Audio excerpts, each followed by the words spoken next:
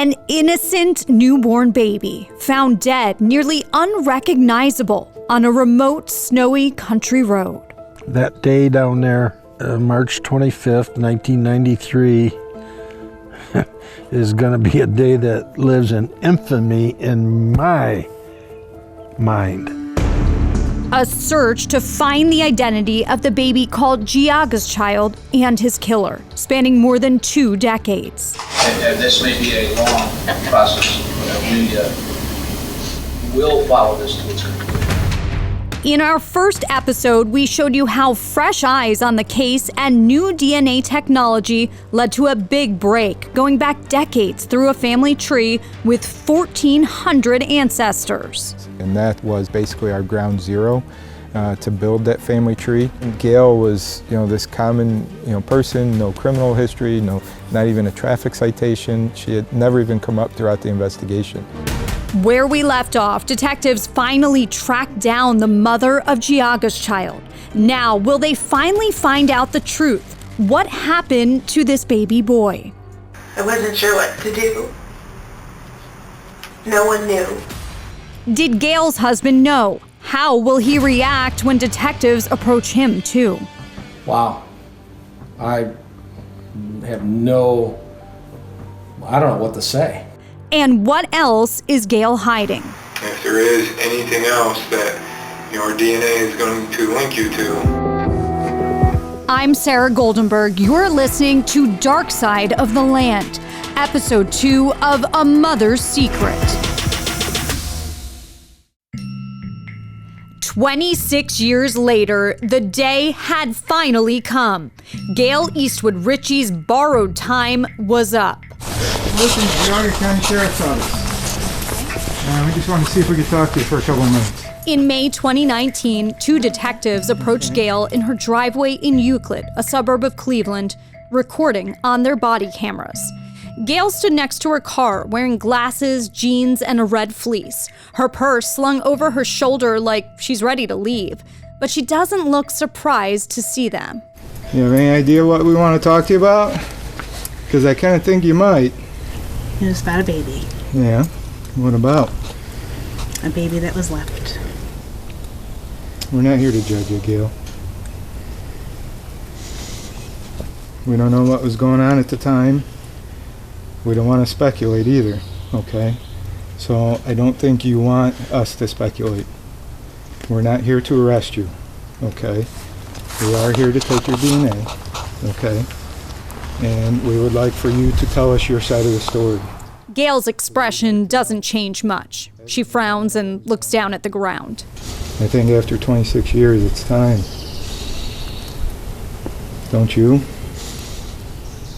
It's had to be weighing on you. Again, silence. But detectives mean business. Yeah, I'm going to give you a copy of the warrant, okay? This is your copy to keep. They swab her mouth for DNA. And you rub that on the inside of your left side of your cheek, right? What this does is just collect some skin cells from the inside of your mouth. And then it's time for a ride to the sheriff's office. Yeah. Listen, I'm just going to put your purse in the back. Just for safety. There is a seat. Once they're at the sheriff's office, detectives take Gail to an interrogation room. It's what you would expect it to look like, with whitewashed cinder block walls and a long tan table with 3 chairs. Alone for a few minutes, Gail clasps and unclasps her hands and wipes her eyes with a tissue. Then Detective Seaman walks in with another detective. You sure you're okay? There's some tissues there for you.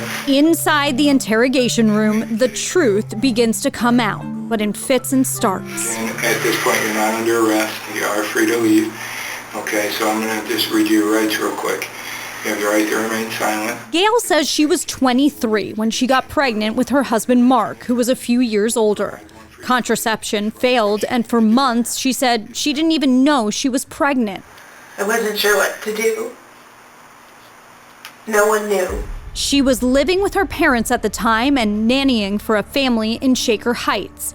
It's at their home, she said, she gave birth to the baby. A warning, what comes next is disturbing. We've edited this part for time and clarity.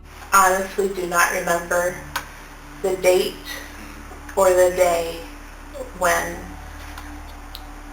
the baby was born. I do know it was in winter. I was waiting for them to come home from school. I hadn't been feeling well at all that day. The next thing I knew, I was giving birth to a baby in the toilet. I didn't know what to do. The only thing I could think of was to put the baby in a bag. I have no idea what the sex was. I never looked at it. I took it out to my car and placed it in the trunk. And I cleaned up the bathroom. Was the baby still in the bag at that time? Or did you put it in something else? It was a bag. Like a garbage bag? Mm-hmm. I went on with the rest of the evening with the kids. And then I went home. Several days later, she can't remember, maybe a whole week, Gail says she went to her church's youth group at a camp in Geneva, just a few miles away from where the baby would later be found in Thompson Township. And once she got there, with the baby dead in her trunk, I got in my car and just drove. I don't know where I ended up. And I just ended up stopping on a road. I don't know which road. And I took the bag out of the trunk. And I laid it in the woods. I didn't know what to do. Was anybody with you in the car? No. No, I was by myself. she doesn't remember how far she walked before dumping her child's body. I remember stopping on the road. There was a lot of snow. I do remember a lot of snow. And I walked in as far as I could and I left the back. When investigators press her again on details of the baby's birth, it's like she's blocked everything out. And obviously, you know that the baby was born alive. I don't remember. I don't recall it ever crying. Okay. But it's not like it was stillborn or anything. I mean, the coroner's report shows that it actually was breathing. Okay. So at some point, there had to be something kind of that you heard or saw. I mean, the baby had to be moving or... It's possible. I don't remember. Investigators sense she's not telling them everything. Gail says she never heard the baby cry and never cut the child's umbilical cord. But these details aren't adding up with the autopsy. And the umbilical cord was cut, and the coroner's report can show that the baby was born alive, and that the baby had taken breaths. So that tells me that the baby was moving, and there had to be some type of screaming or something that you heard or saw. And I don't know if that's just something that you don't want to remember, obviously due to the circumstances. It's possible, but I really don't remember it ever making a sound. They tried to narrow down when the baby was born. Gail and Mark got married in 1994 and moved into their house the fall before that.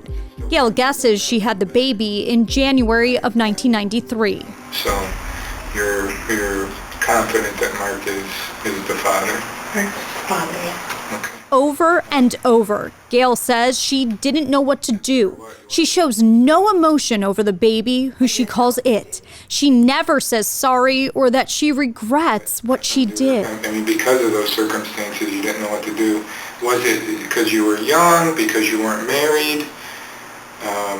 You're afraid to tell your parents? I understand you're Baptist. I was definitely afraid to tell my parents. My father was very adamant about not having children before you're married. Investigators ask if she always intended to get rid of the baby. You're going to keep this baby, or you're going to tell Mark at some point?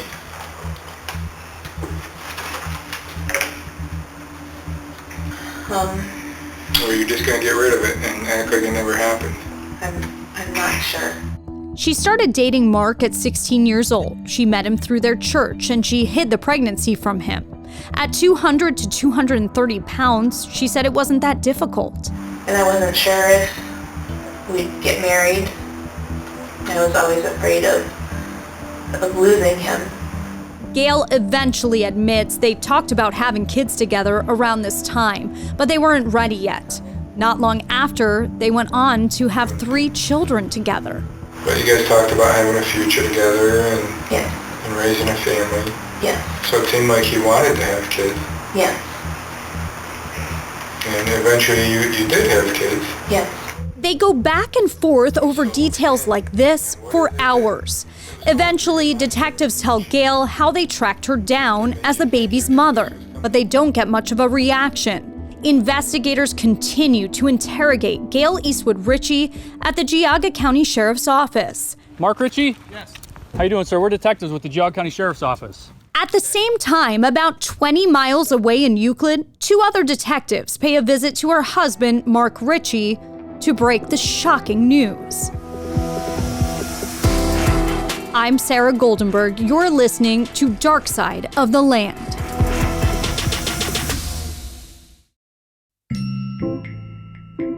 We just have to talk to you about some stuff. Some pretty serious and important stuff. Okay. At the time, Gail and Mark Ritchie had been married for 25 years and had 3 children together. But a bombshell was about to drop on their family. Detective Tom McLaughlin and another detective sat down with him at his kitchen table and explained a little bit about the cold case. My other partner and I, we've been, for the last year, like I said, we've been trying to identify this baby in the family. So obviously from 1993, we've had DNA. And for the last 26 years, we've followed leads and, is this mom? We get DNA, we try it, no good. And eventually we just ran out of places to go. Mark looks curious and keeps petting a black cat sitting on his lap. Then they bring up Mark's father-in-law, Harvey. I don't know if you're familiar with how advanced DNA has gotten, but we were able to track the DNA to descendants of like Harvey and above, going way back to 1809. My partner and I built a family tree of about 1,200 plus people. And over the course of the last few weeks, we've been meeting with people personally, very distant people, trying to shorten up our family tree and bring it down from an ocean to a pond, if you will. Okay, fair enough. Detective McLaughlin tells him they looked for any coincidences they could find. Who was out in Geauga County in 1993 that could have left this baby? Well, yeah. Harvey tells us about Camp Koinonia. Camp Koinonia. Koinonia, and how his daughters went there. Yeah. So naturally, we got interested. We took DNA from Harvey and from Nancy. And the child is 99.9% their grandchild. So that leaves Gail. Nancy too? Nancy the mother, Nancy grandma. Okay. Harvey and Nancy, 99.9% their grandchild. So that says Gail or Nancy. And then he reveals the reason they're here. Well, today we met with Gail. And Gail said that our detectives that she's talked to today are the only 2 she's ever talked to about birthing a child in Shaker Heights, putting it into a garbage bag, and driving it to Geauga County. So my wife said this? Mm-hmm. So that's news to me. At some point in June of 1992, or roundabouts, you guys got together and had, she got pregnant. And for whatever reason, she kept it from you. And in March of 1993, she gave birth to that baby.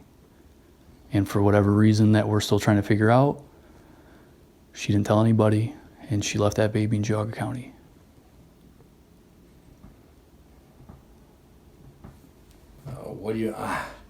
Wow. I have no, I don't know what to say.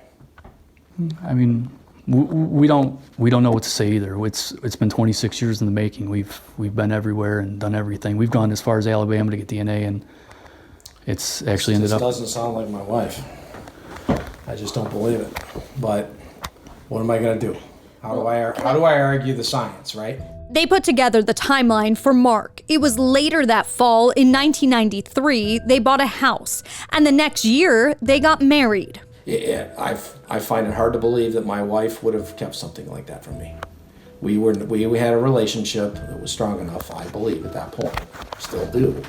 Just like we have a relationship, and we'll get through this, whatever happens. God, I don't know what else is going to happen, but... At this point, detectives are pretty sure Gail kept the pregnancy, the murder, and the abandonment of her baby to herself.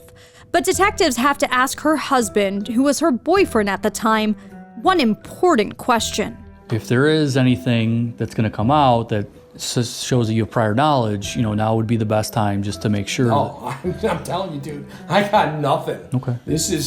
I'm doing my best to not fall off my chair in shock. I can't believe what's happening, and so it's not going to sink in. It probably won't sink in until I see her, actually. They talk for about 45 minutes. As they wrap up, detectives tell Mark they need his DNA sample. You know how we said 99% for the grandparents? Now we're going to get 100% to prove that you are the father. Mark complies and gives them a DNA sample. It was a very interesting experience. It was a case that's I spoke with Detective McLaughlin about what it was like breaking the news to Gail's husband. Obviously, it took so much work to track down the parents of Geauga's child. So when you knew this was the moment, we're going to talk to Mark. Meanwhile, they're talking to Gail. What was that like, just building up to that? It was a culmination of things. I mean, a lot of emotions, because we knew we had the right people at that point. So it was excitement, it was tension, it was anything that you could think of. And it was a very important day for the sheriff's office as a whole, all the investigators over the, the last 26 years up to that point that had put all the work in. And finally it was coming to an end, and to be a part of the end of such a long investigation was exciting. What did you feel like Mark's reaction was when you told him what his wife had confessed to? It seemed like genuine shock to him, what we were telling him, what we were going over with him. He was, for them kind of having, at least Gail, a couple-week notice of us having figured out that she was likely the mother of Geauga's child, and maybe having an opportunity about 2 weeks to discuss it with Mark and how are we going to react. He seemed very flustered and surprised of our presence. The questioning for Mark continued back at the sheriff's office. Meanwhile, Gail's interrogation moved along too. Investigators tell her detectives told Mark about her confession and swabbed him for his DNA. We made contact with him. He had made some statements that were a little contradictory to what you had told us. Had you ever been pregnant prior to this pregnancy? No. Besides your 3 children that you have and this baby that we're talking about today, is there any other pregnancies or children? No. Because your husband had indicated that he was aware that you were pregnant at some point. Mark couldn't remember the exact date, but he said Gail was pregnant sometime between 1992 and 1993, before Geauga's child was born. And she told him she miscarried, but Gail says that happened much later. So you've for sure only been pregnant 3 times in your life? I had a miscarriage before the twins, but we were married then. When detectives asked Gail if Mark would have accepted her pregnancy back in 1993, she finally answers them, saying yes, in hindsight, she believes he would have. So you would rather lose a child than take the risk of losing Mark, the only man that's ever loved you? Several times throughout the investigation, detectives ask if she ever heard about her baby being found, dead and abandoned in the road in Thompson Township. Repeatedly, Gail says no. Detectives have a hard time believing her since it was such a high-profile case, making the news across Northeast Ohio, including in Cleveland. Did you ever follow or read any stories or anything in the news or see any news gossiping, stories or anything like that about anything? I did not. No. I did not know the baby was found. And another shock to investigators, they know Gail has gone back to that Christian camp year after year, bringing her now adult children there over the years. Yet she claims she never thinks about that baby when she's out there. You've been out to the camp since this incident, correct? Yeah. How does that make you feel when you go out there? Doesn't bother you? I just go to camp. But obviously you know that you left your child, just in a very close proximity to that camp. I don't remember where. But obviously you were at the camp and you drove from there, so it was somewhere close by. That doesn't kindle those memories, or? It hadn't, no. No, it's something just left in the past. At this point, several hours into the interview, investigators check in on how Gail's doing. After all, for about 2 weeks, she knew this was coming because detectives had been out to her parents' house when they collected those DNA samples. What are you feeling right now? I'm ashamed, embarrassed, thought about taking a bunch of pills today. What would the goal of that behavior be, to end your life? Yes. They promise Gail they'll get her a counselor to talk to, afraid she may harm herself. In the meantime, her biggest concern seems to be about how people will think of her when they find out what she did. Like who? Who's judging you right now? Well, myself, God. Detectives want her to understand how big of an impact this case has had on the community for years. So this is something that, was and is something today very big in the community here in Geauga County. There's people that, like we said, donated clothes, they donated the burial expenses. There's a headstone. Yeah, there's a headstone and a memorial. They did a ceremony and did a headstone and memorial, and your child is referred to as Geauga's baby. A small town, a county that will never forget, but a mother who claims she never thought about her child. After delivering a baby boy, putting him in a plastic bag to die, and dumping his body. And Gail's confession isn't over yet.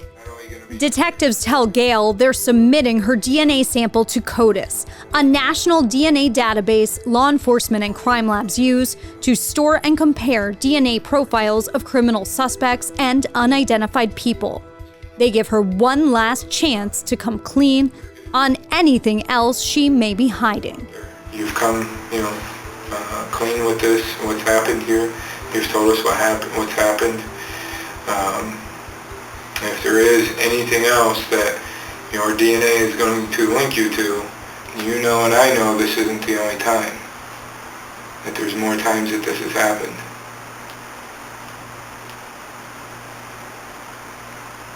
And now is the time that you need to tell us about those, Gail. How many other times has this happened? One other time. Their suspicion was right. This wasn't the only time.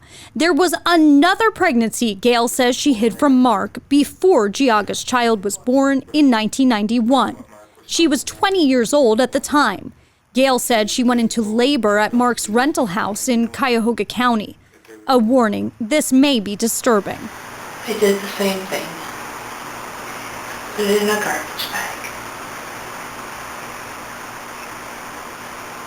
And what did you do with the garbage bag? I left it. What do you mean you left it? What does that mean, Gail? I took it and left it over by medical buildings in Euclid. Where did you leave it exactly? There's a road called Brush Road. Goes up behind very tall medical buildings that are there. And I just left it over in the tall grass. Another baby discarded like a piece of trash. Gail says she doesn't remember much, including if the child was a boy or a girl. But she does say the baby was full term. Was the baby moving in the bag? I don't remember. You don't remember? Do you not remember, or do you just kind of block that out of your memory? I may have. I really don't remember. You don't remember? But Gail does remember exactly where she abandoned this baby and cooperates with investigators. If we gave you a piece of paper, can you kind of draw the area where you left the baby? Detectives aren't surprised to hear this confession, but they're still having a hard time believing a mother could do this, not once, but twice, to her own babies. Did you ever think about any names for these children? No. No? You didn't want to? Because you didn't want them? Yes, no. They make sure there aren't any other cases they need to know about. Nothing to anyone else, no. Just these two children. More than 4 hours of interrogation, and detectives finally have their confession from Gail Eastwood Ritchie, the mother of Geauga's child, 26 years later. Sorry. We asked Detective Seaman how he felt about Gail Eastwood Ritchie's confession. What was her demeanor like during the confession? She was very cold, in my opinion. Really not a lot of emotion, and she said she never really thought about him again.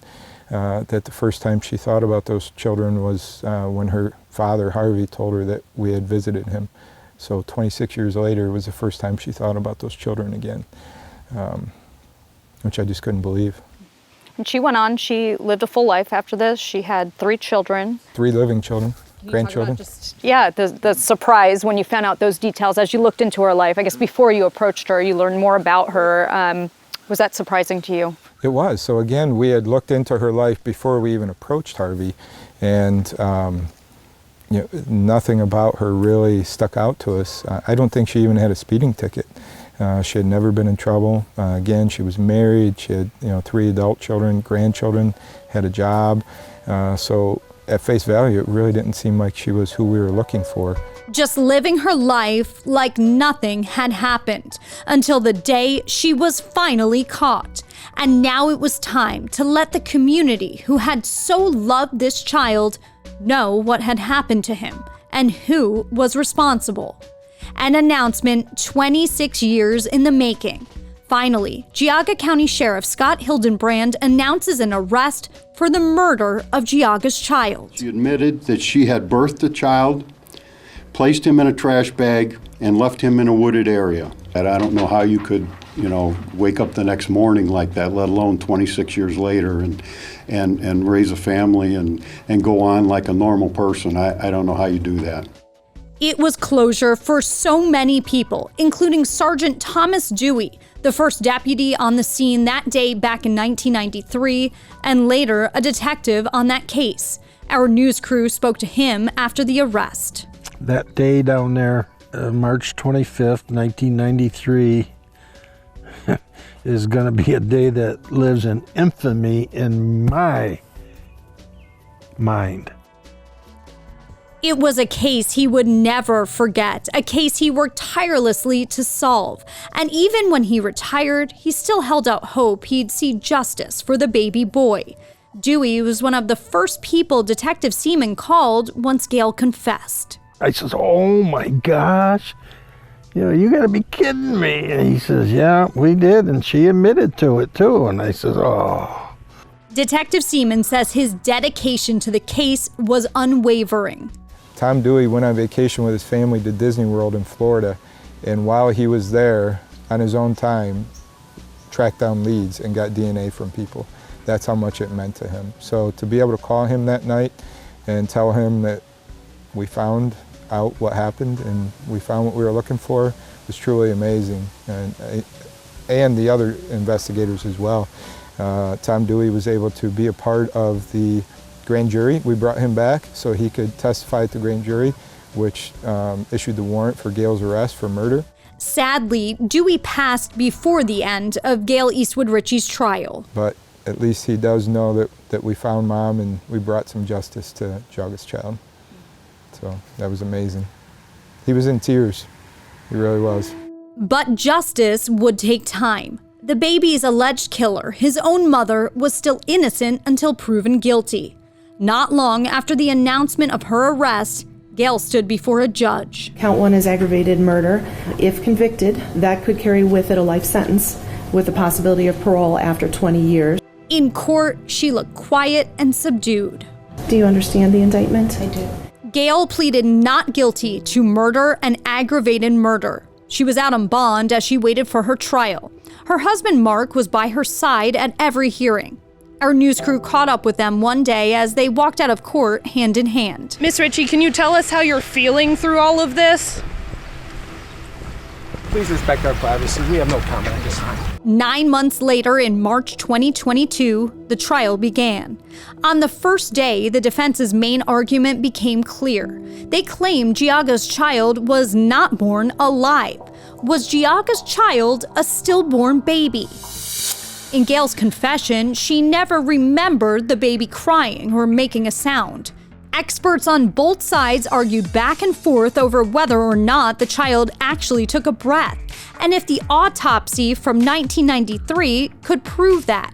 Here's the deputy medical examiner out of Geauga County. There is an indication that it breathed on its own, and so that's why it's a live birth that was had given the opportunity may have lived a full life. Still, he wasn't the one who performed the autopsy. That doctor died 2 years before trial. And he admitted the autopsy may have been lacking from today's standards. The only evidence prosecutors had was 3 samples of the baby's lung tissue. Portions of the baby's lung were inflated. Was that because the baby was breathing or from gases from decomposition? What organs are necessary for there to be a live birth? The heart, the lungs, and the brain. And as long as those 3 organs are present, can the infant survive outside the womb? Yes. But the defense's expert, a Montgomery County coroner, maintained there wasn't enough evidence to determine if the baby was alive. We do not know the cause of death. That statement is a recognition of potential, but it's also a recognition that we don't really know the cause of death. Gail never took the stand in her defense. On the 4th and final day of trial, the defense reminded jurors this before they made a decision. We're not here to decide this case on emotion. You have a duty, a responsibility to consider the facts and the evidence here. The verdict, guilty of murder. We spoke with Gail's defense attorney, Stephen Bradley, afterwards. I felt that the state, frankly, did not have enough evidence to meet their burden of proof, and I'm shocked and surprised. Not long after, harsh words from the judge as he handed down Gail Eastwood Ritchie's sentence. Ultimately, you gained that time on the back of a helpless infant whose body you concealed in the woods. Ironically, Geauga's child did more for you than you ever did for him, probably. The judge said there was no excuse for what Ritchie did, even if she felt alone and afraid. You coldly and efficiently eliminated your problem by disposing of the only one who couldn't defend himself. He couldn't yell at you or berate you like you feared your father would. He couldn't leave you or break your heart like your boyfriend might. He sentenced Gail to life in prison with the possibility of parole in 15 years. It was a cold case detectives never gave up on, helped along by advances in science and DNA technology. Investigative genetic genealogy is not without its controversy, but is continuing to solve more and more cases. Here's forensic scientist and genealogist Colleen Fitzpatrick, president and founder of Identifinders International. In the future, I think it's going to continue. You can't put the genie back in the bottle. This is too effective a way of solving crimes. Here's Detective Tom McLaughlin. It's unbelievable to think that anybody anymore could run from a crime. DNA is just, it's unbelievable. It took some time, but we'll get you. DNA is hard to run from. Still, it took more than DNA to solve the case. It took the hard work of detectives like Tom Dewey and Don Seaman, who never gave up on finding answers. I think the case always could have been solved, but again, it was even more difficult because say you're looking for a suspect in a case and you put that DNA into the gene, you're looking for one person. Well, we were taking the baby's DNA and splitting it and looking for two people. So it was even more difficult, but the genealogy portion of it just basically gave us leads that we were able to follow through with and then ultimately led us to Gail. The case isn't closed yet. Gail Eastwood Ritchie's attorney filed an appeal on her behalf in June 2022. The appeal challenges the venue of the trial, which took place in Geauga County, stating it should have taken place in Cuyahoga County, where Gail said she birthed the baby and the baby died. It also challenges the prosecution's expert witness testimony on his opinion Geauga's child was born alive, saying, quote, "The trial court erred when it refused to allow the defense to present evidence of dissociative disorder." As the appeal works its way through the court, we still have no answers in the death of Gail and Mark's other baby. But Euclid police say without a body, the case is inactive. Geauga's child, that baby boy who touched the lives of so many who never knew him, would be 30 years old if he was alive today. I'm Sara Goldenberg. Thanks for listening to Dark Side of the Land.